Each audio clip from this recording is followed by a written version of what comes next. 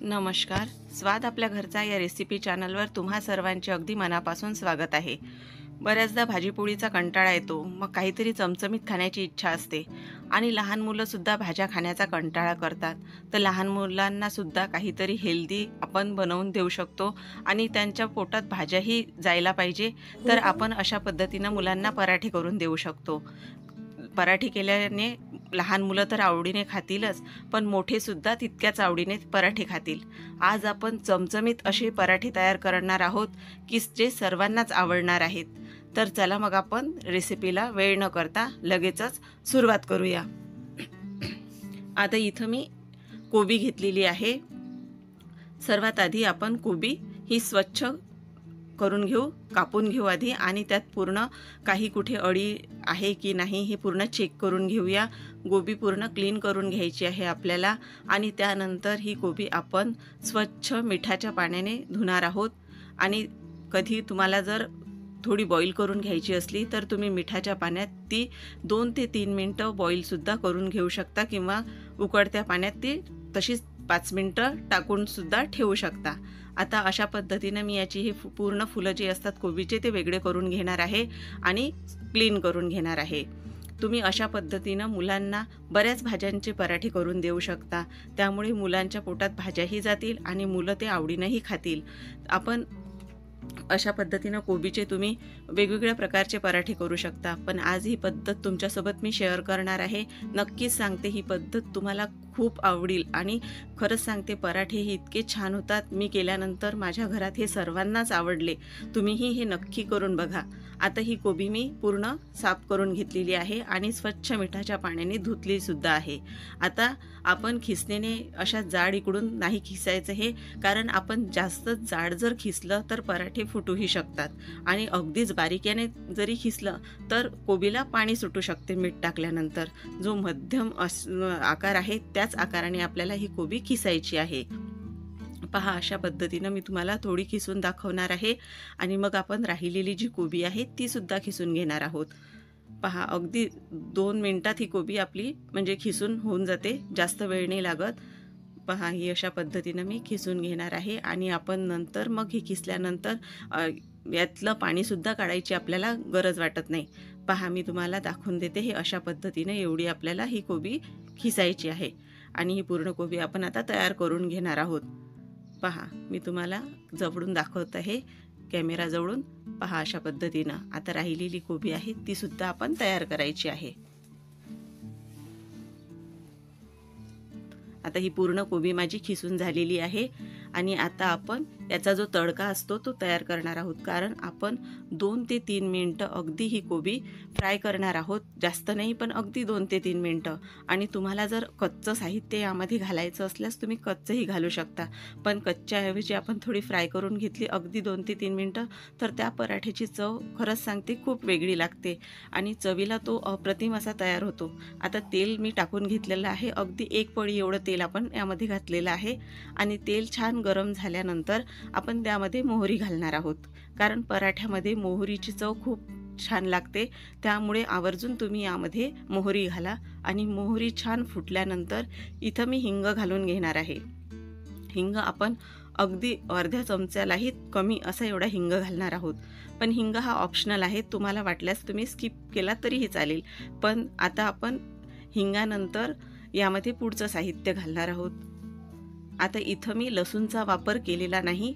इथं आपण खिसणीवर बारीक असं आलं खिसलेलं आहे आणि ते आलं आपण यामध्ये घालणार आहोत. तुम्हाला जर लसूण आवडत असेल तर तुम्ही लसूणही घातला तरी चालेल. पहा, आता हे छान आलं आपण तेलात परतून घेणार आहोत.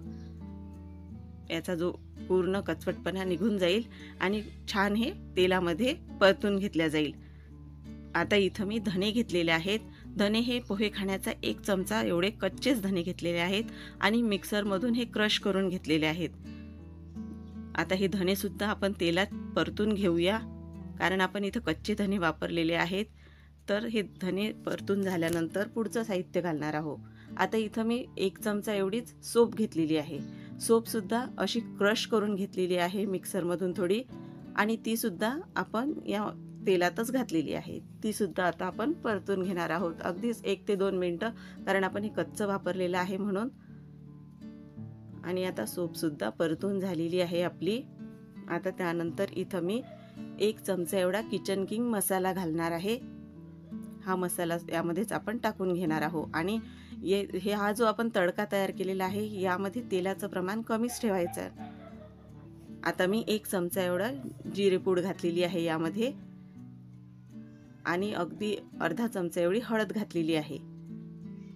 सर्व आपण मसाले कोरडे यातच घालणार आहोत. आणि इथं अर्धा चमचा एवढा धनेपूड घातलेली आहे मी. आणि इथं चाट मसाला वापरायचा आहे आपल्याला. तुम्हाला जर आमचूर पावडर आवडत असेल तर तुम्ही आमचूर पावडर सुद्धा यामध्ये घालू शकता. आणि हा मसाला आपण छान परतून घेणार आहोत, आणि तिखट आपण नंतर घालणार आहोत यामध्ये. आता इथं कसुरी मेथी घेतलेली आहे, तर कसुरी मेथीचं प्रमाण हे थोडं जास्त ठेवलेलं आहे. ती आपण याच मसाल्यांमध्ये टाकून घेणार आहोत आणि छान हे परतून घेणार आहोत आपण. पहा इथं तेलाचं प्रमाण किती कमी ठेवलेलं आहे, कारण आपण जेव्हा पराठे तयार करतो तेव्हा पराठ्यांना वरून सुद्धा तेल आपण लावतो, त्यामुळे ते जास्त तेलकट होऊ नये यासाठी आपण या स्टफिंगमध्ये तेलाचं प्रमाण हे कमी ठेवलेलं आहे.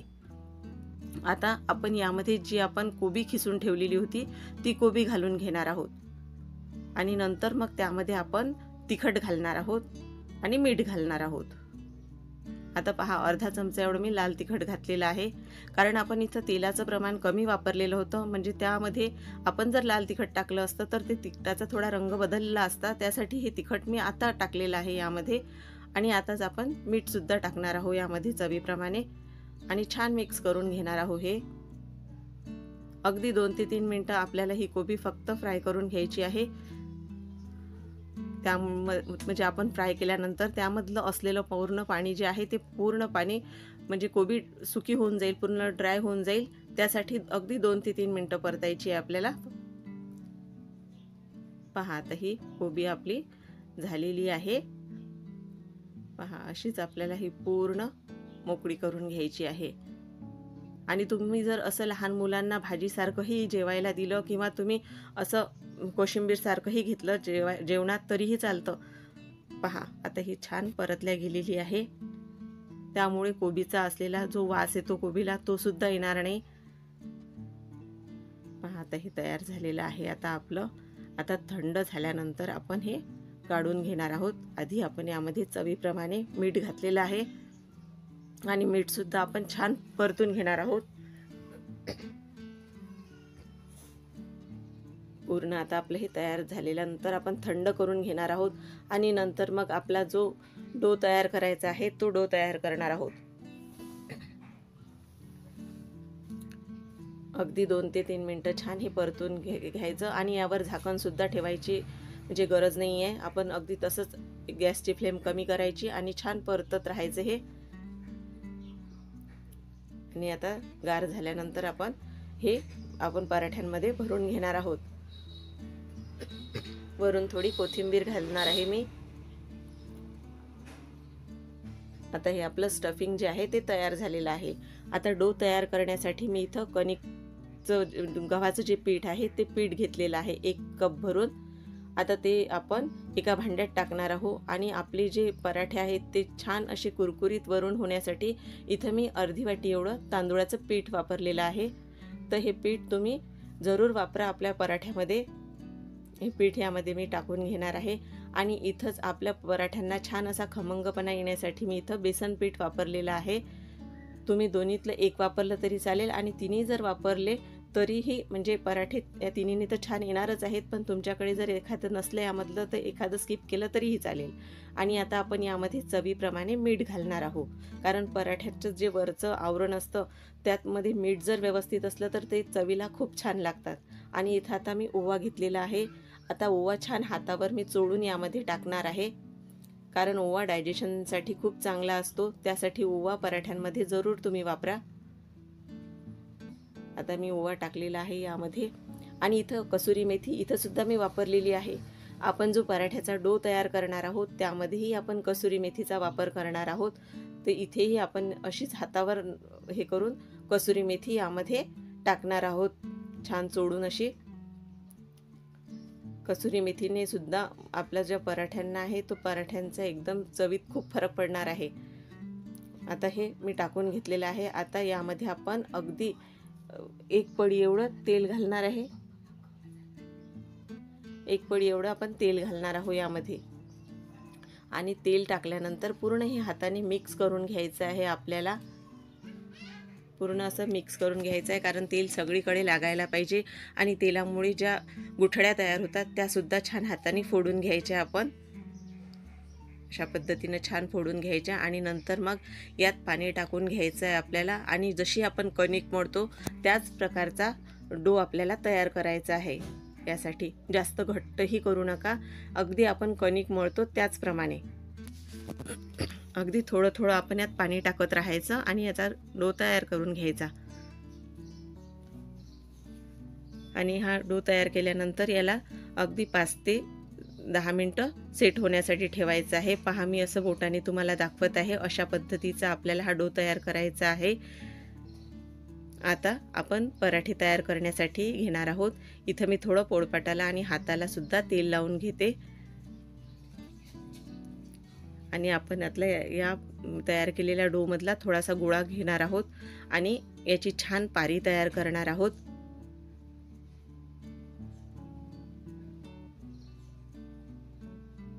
असा हातावर घ्यायचा आणि याची छान पारी अशी करून घ्यायची आहे आपल्याला.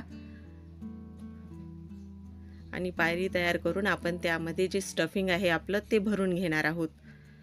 आणि मग आपला पराठा आपण तयार करणार आहोत. आणि पराठ्यातही आपण आज एक पराठ्याला वेगळा ट्विस्ट देणार आहोत. पहा, ही अशी खुलगट अशी पारी बनवायची आहे आपल्याला. आणि यात आपण आता स्टफिंग भरल्यानंतर पराठा आपला लाटण्यासाठी तयार होईल. मग पहा किती छान आता आपलं स्टफिंग पण कोरडं झालेलं आहे आणि थंड सुद्धा झालेलं आहे.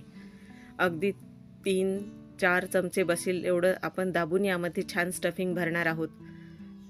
त्यामुळे जे स्टफिंग आहे पराठ्याचं ते पराठ्याच्या सगळीकडे छान पसरल्या जाणार आहे. पराठ्यांच्या ज्या काठांमध्येही हे छान असं पसरल्या जाणार आहे. कारण कधीकधी काय होतं, पराठ्यामध्ये मध्यभागी स्टफिंग असतं आणि काठाने पराठे तसेच असतात. तर तसं न होता पराठ्यांकडे वर सगळीकडे छान असं हे स्टफिंग पसरल्या जाईल.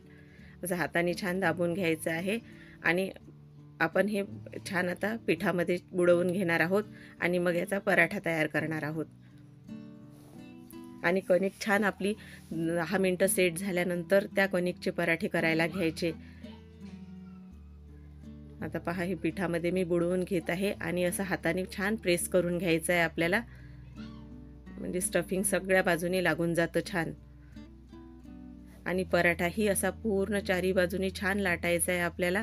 अगदीच मध्यभागी पातळ आणि काठाने जाड असा ठेवायचा नाही आपल्याला.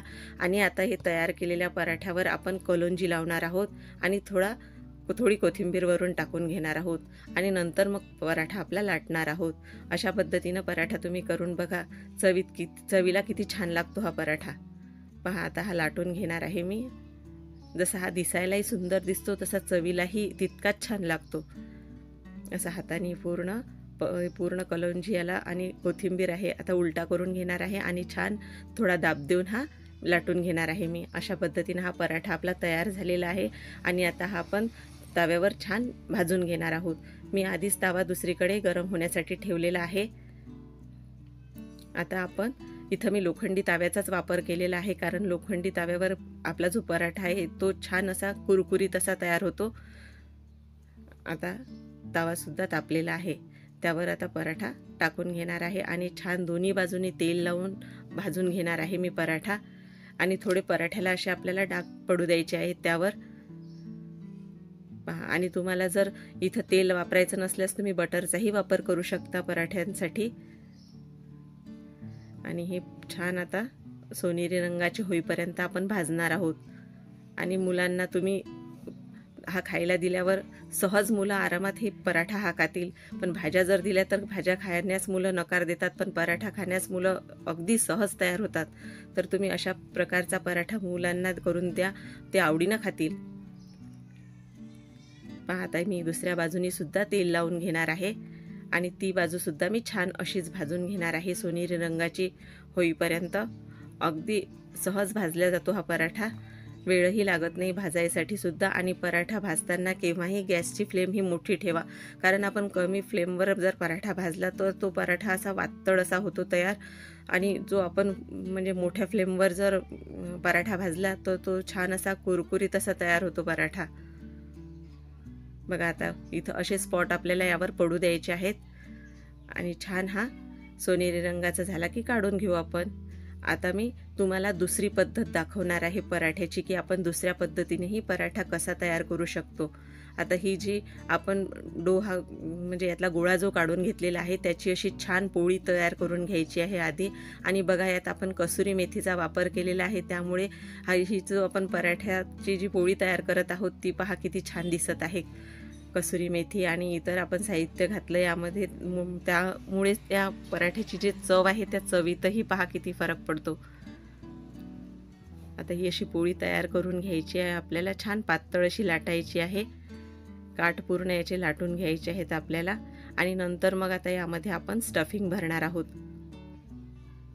पहा आता यामध्ये सुद्धा आपण स्टफिंग भरभरून असं छान भरायचं आहे.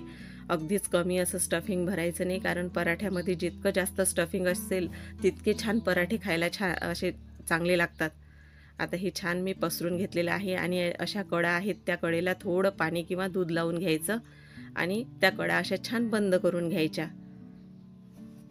की त्यामुळे मग आता पराठा आपला फुटल्या जात नाही. पहा आता ह्या कडा मी बंद करून घेतलेल्या आहेत त्याच्या.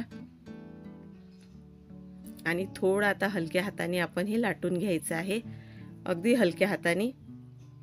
आणि नंतर मग आता यावर आपण कलोंजी आणि कोथिंबीर यावर सुद्धा टाकणार आहोत आणि लाटून घेणार आहोत हलक्या हाताने, की त्यामुळे कलोंजी आणि कोथिंबीर सुद्धा त्याला छान असं चिटकल्या जाईल. आणि पराठा सुद्धा असा थोडा पातळसा करून घेणार आहोत आपण. आणि परत तव्यावर तेल लावून हा भाजून घेणार आहोत. असा टाकून घ्यायचा आणि छान सोनेरी रंगाचा होईपर्यंत हा सुद्धा भाजून घ्यायचा. म्हणजे मुलांना तुम्ही गोल आणि अशा पद्धतीचेही त्रिकोणी पराठे करून देऊ शकता. आता हा सुद्धा भाजून घेतलेला आहे. आणि अशा पद्धतीने आता आपले हे पराठे जे आहेत ते खाण्यासाठी अगदी तयार झालेले आहेत. तुम्ही दह्याबरोबर, लोणच्याबरोबर अगदी मुलं आरामात खातील. पहा आता ही आपली पराठे तयार झालेले आहेत. तर तुम्हाला माझी ही रेसिपी कशी वाटली मला कमेंट करून नक्की कळवा. व्हिडिओला जास्तीत जास्त लाईक व शेअर करा. आणि नवीन असाल तर चॅनलला सबस्क्राईब करा. बाजूला असलेली बेल आयकॉन प्रेस करा, त्यामुळे माझ्या व्हिडिओची नोटिफिकेशन सर्वात आधी तुम्हाला येईल. पुन्हा आपण अशा एका नवीन रेसिपीसोबत भेटूया. तोपर्यंत धन्यवाद.